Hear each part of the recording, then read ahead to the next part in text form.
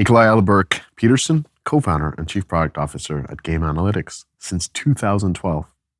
What has changed in these few years? It was a very exciting time back then. We were about to democratize analytics for everybody. Everybody was using Zynga and wanted to be professional, so we started this company.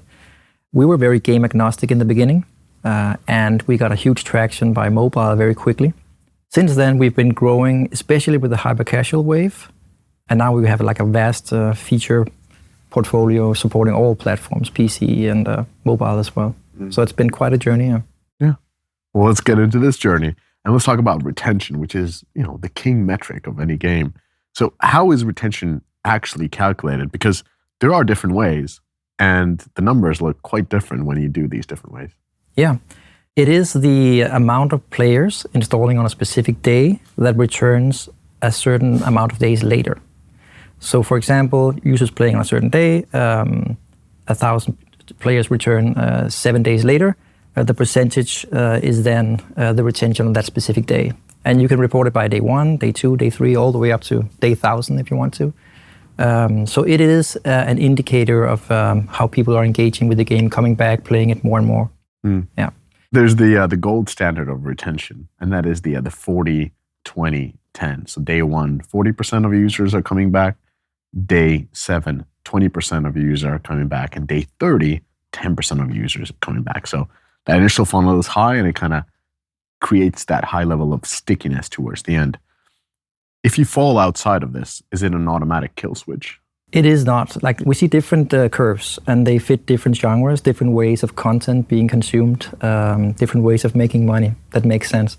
But what you really need to do is to take into account how you will make your money back, your investment in making the game, to see if that fits with your retention curve. But it is a good baseline to go for 40, 20, 10 and just see. Well, let's say you are interested in making it into a business case. Do you see a lot of studios making the math? We see them trying to do this where they try to map to like a very high level, and then many studios do not.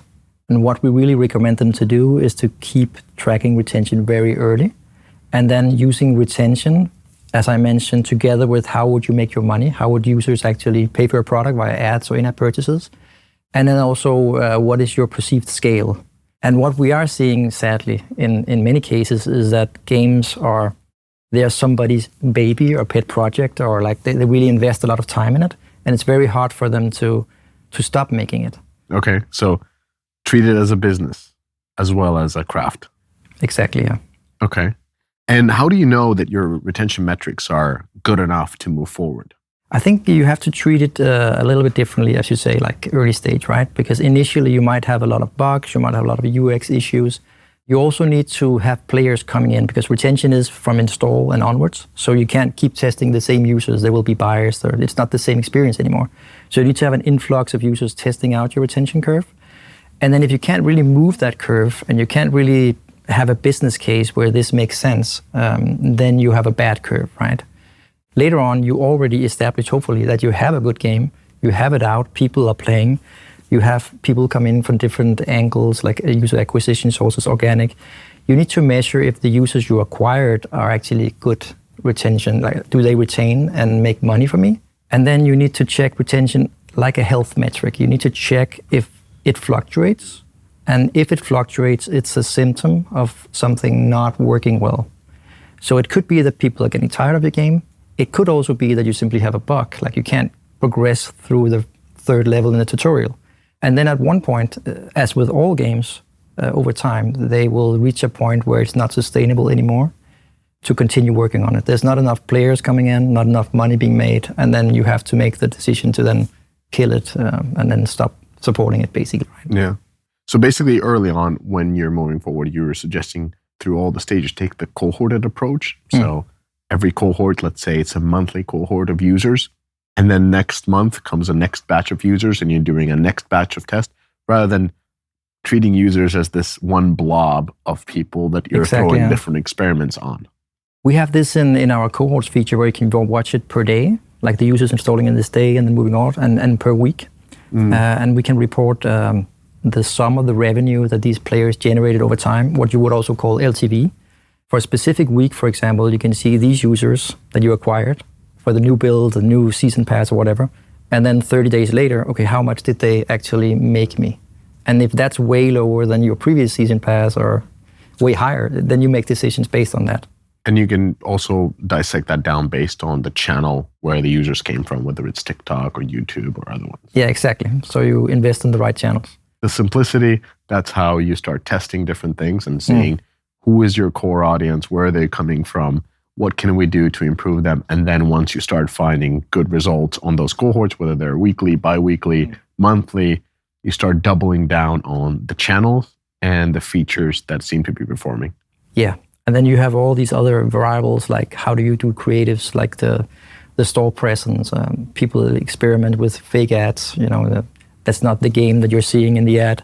And the question is like, when do I stop this experimentation? So you are testing these cohorts. Some cohorts are going to be better than the other ones. Some are going to be worse when you try different things. At what point do you know you should stop experimenting? This is not going to be good enough to launch. Before launching the game? Yeah. Yeah, because it also takes time to test. It also takes time to keep the team on waiting, right? So it's very important to get some kind of a baseline figured out for your game. And if you're an experienced studio, you will know from previous titles, or you would know from previous season passes, what can I expect for retention, right? Or LTV forecasting. If it's a totally new game and a totally new game mechanic, then that's a different story. But if you don't have any signals early on, it's very, very difficult. And what do you mean exactly by a retention baseline? If you're in the market of building match 3 games or other games, you have to establish this baseline yourself. Of course, you can use data points shared on communities via Voodoo and other things to get like this good retention curve for a game. But it is quite hard when you're starting out. So the first one is mostly an ad-driven game.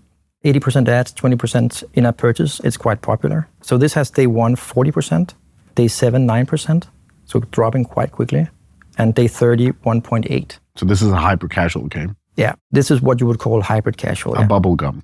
Yeah, it is. Lots of users make the revenue on ads within the first 30 days, right? Then you have a popular word game, which is challenging your friends to play like a word game, Scrabble or something. Day 1 is 28%. It's way lower than 40, right? Yeah. And then day 7 is 15%, but that's way higher than the previous 9%, right? And then day 30 is 10%. Wow. Which is way higher than 1.8. Which is the target goal. Yeah, which is a very good goal, right? What do you think about payer retention? Yeah, payer retention is, of course, the goal that you want. You want to retain your paying players because they will pay more and more, right? There is also the players who have not paid yet. They're the ones who might convert. So they are also very important, right? So retention in general is important. So I would kind of look at how good are you at converting your users? The goal is having good payer retention, but how good are you at converting your players?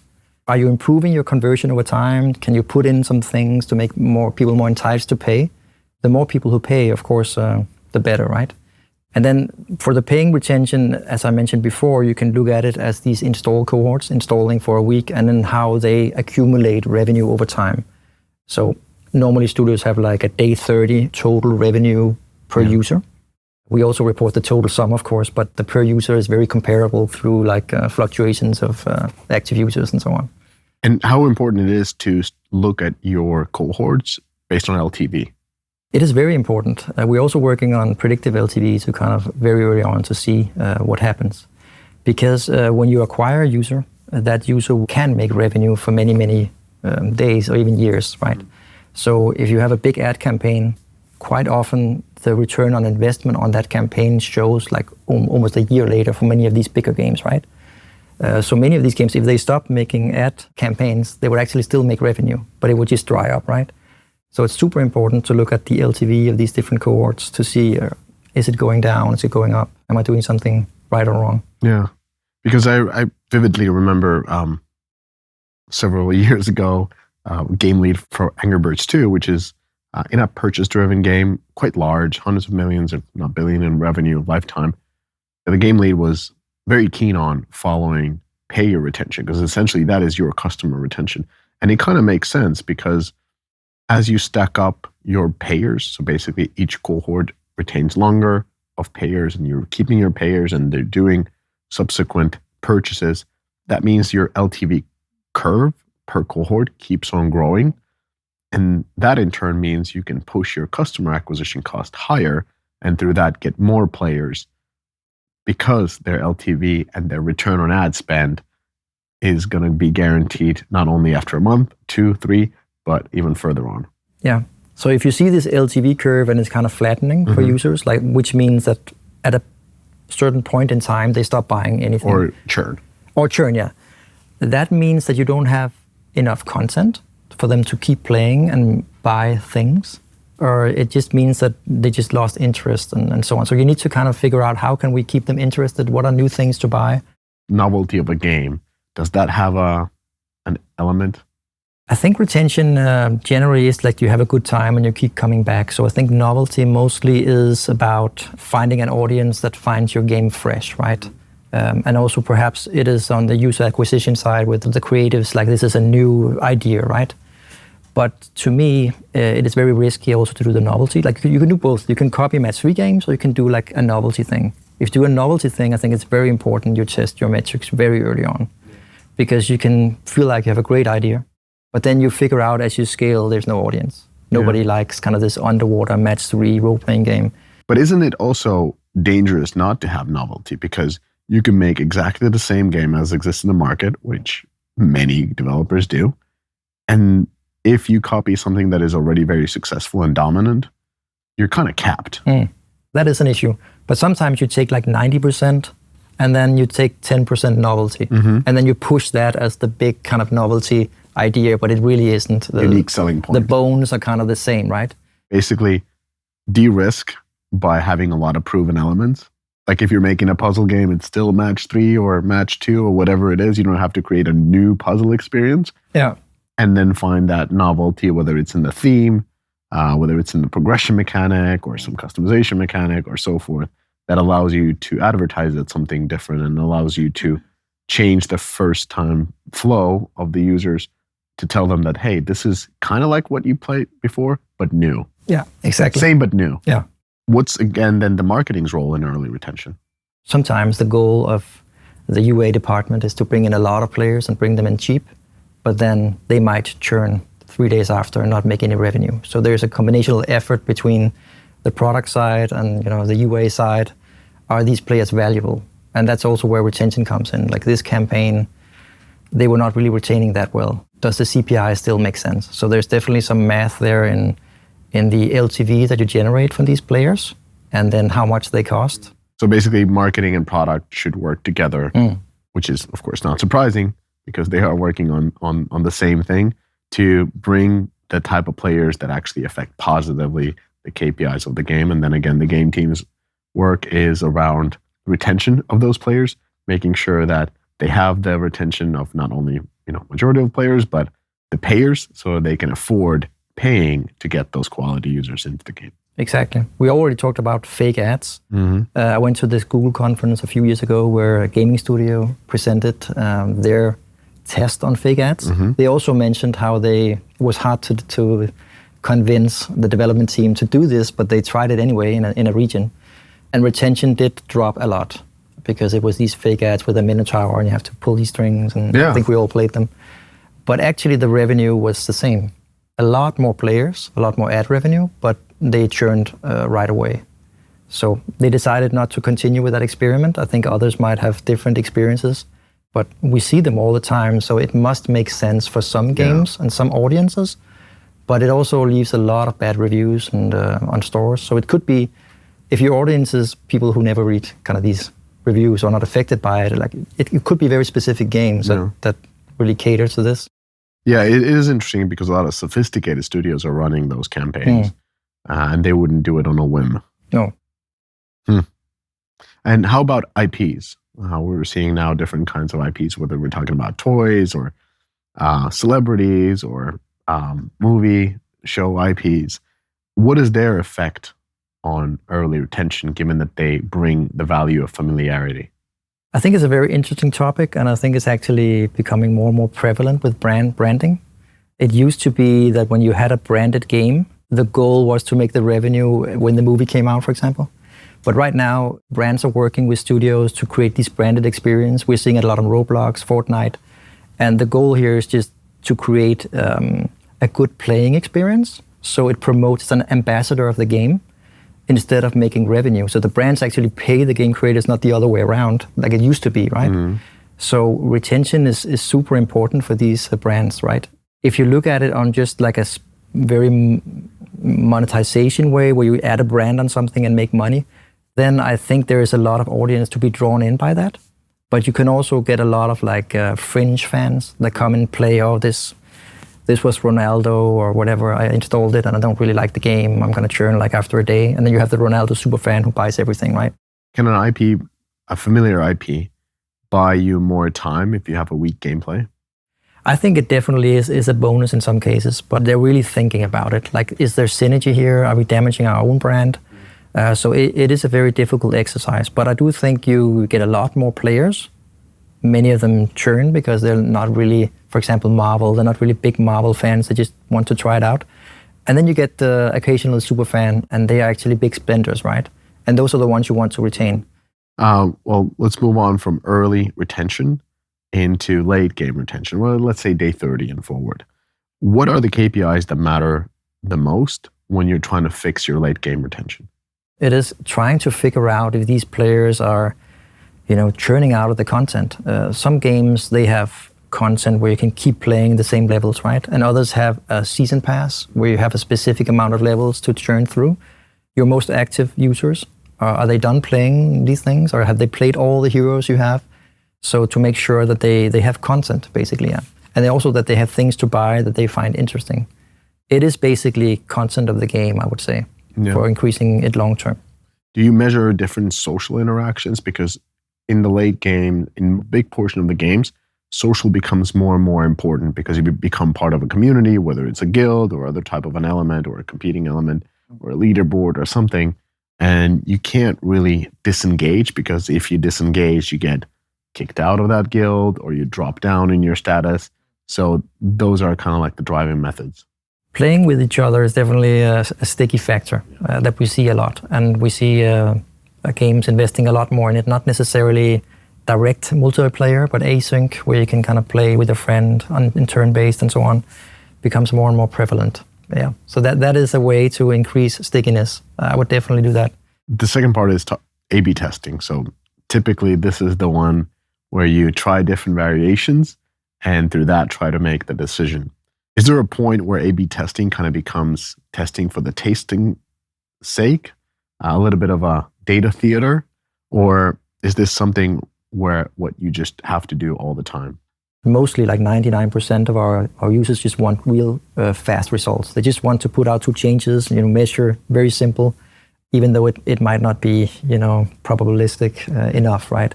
And we do also see people doing a lot of testing and then making, without these maths to really know if it's the right decision, and then make decisions based on 1 or 2% differences. That's way within the error probability, right?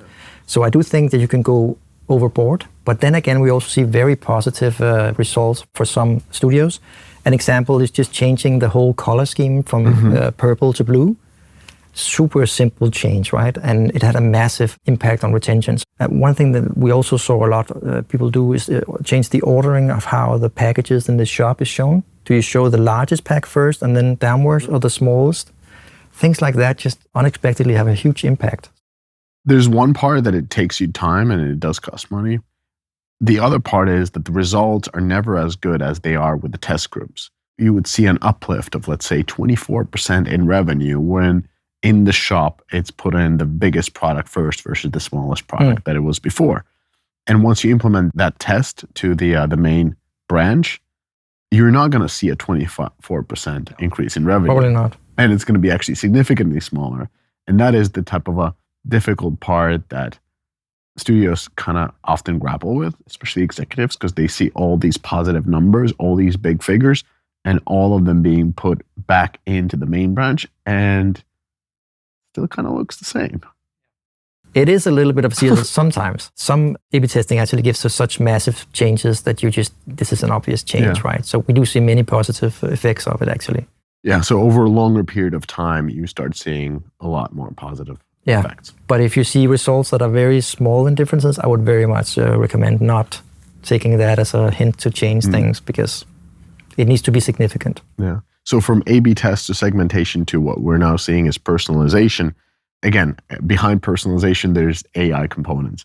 Are we still in sort of a hype cycle when it comes to AI being able to personalize experiences for different type of user segments? How would that translate to multiplayer games, and what would you actually adjust? It's very hard to test and measure, but I think it's coming. But it would probably be more about the gameplay experience of you kind of coming into a game and it learns about you. But in terms of this personalized monetization approach, I'm not sure it works in terms of multiplayer games and so on. It would be very specific to single-player games. I don't know what you think or if you have concrete examples, but it is a very difficult topic. We've seen with multiplayer games the way there are components of the game that are being personalized, whether that is, for example, in-game store. It changes from a typical store that is the same for everybody to almost like an inventory that is available for you for the next 3 days or 7 days, and the store will totally change after the 7 days. And it just lives based on the progress and your activity. We do already see personalization in terms of difficulty. Yeah. So I guess you know that, right? So if you die a few times, then the next thing is going to be way easier, right? So all these things are a kind of a personalized progression adjustment. Going back to like full circle, when thinking about kill switches, and you mentioned Voodoo in that sense, what do you think is the best strategy for launching new games? Is it putting something out, iterating it cohort after cohort, or is it only releasing something if the early retention metrics are strong enough? I think it depends on what platform. Like for PC, it's very different. You have early access period and different ways of iterating, right? But still, you need to have a good experience when it comes out. Just like a Kickstarter, like you can't have just bare bones stuff that doesn't work. If it's a mobile game, it's much easier to test and hide under the radar. You could iterate on that if you wanted to. So you could have a game very early, simple mechanics. Of course, it needs to not be programmer art or anything like that. Launch it in the Philippines or some other country only, and then iterate, 1%, as you mentioned, on that all the time based on player feedback. You get an influx of players and you iterate and you figure it out, right? I was a big fan of Plants vs. Zombies, and I saw that they launched Plants vs. Zombies 3. Mm-hmm. But I couldn't play it for like 2 years because it was I think it was Australia and Bulgaria or something. They iterated for 2 years? Yeah, and they kept iterating and they kept iterating. And then at one point they made it like a semi-global, so it was UK. And then apparently the numbers were not good, so they removed it globally. So they went back to the drawing board. I would recommend for mobile games trying to launch in different smaller areas and iterate on your game. It does complicate things. We talked about novelty because mobile games are often ripped off, and you can sometimes see your stats for that specific game on Sensor Tower and other things. So kind of summarizing it, there's a huge opportunity cost with iterating cohort over cohort, because you could be building something new that actually is good and can only get better, rather than something mediocre that could get good. So if you'd have to choose one approach, would you only put stuff out that is good and basically kill anything mediocre? Or would you still approach it in a way where you put out stuff out that is mediocre and work it up until it's great? On Steam platforms, I would probably have a more polished experience because first impressions matter. And it's out for everybody in early access, right? So you need to have... It's technically a launch. Yeah, it's technically a launch, yeah. But if it's a mobile game, if it's a game that you put out on socials and you kind of have people play it through Discord channels and so on. I think Minecraft was put out on a web page, right? Very basic. I played kind of one of the first versions many years ago. Still not much more than a basic. Yeah, but back then it was crashing, performance was horrible, but you could pay like $5 and download it, right? A Java app. Whether you can afford it or not. Yeah. Also, of course, if you're working with a brand, you can't put out something that is terrible, right? So, but sometimes, well, most of the time, people make the game and then they put the brand on later when they know it's good, right? All right. Many things depend on the data, and that's why you have data analytics. Yeah, true. All right. Thank you so much, Nikolaj. Thank you. It was fun.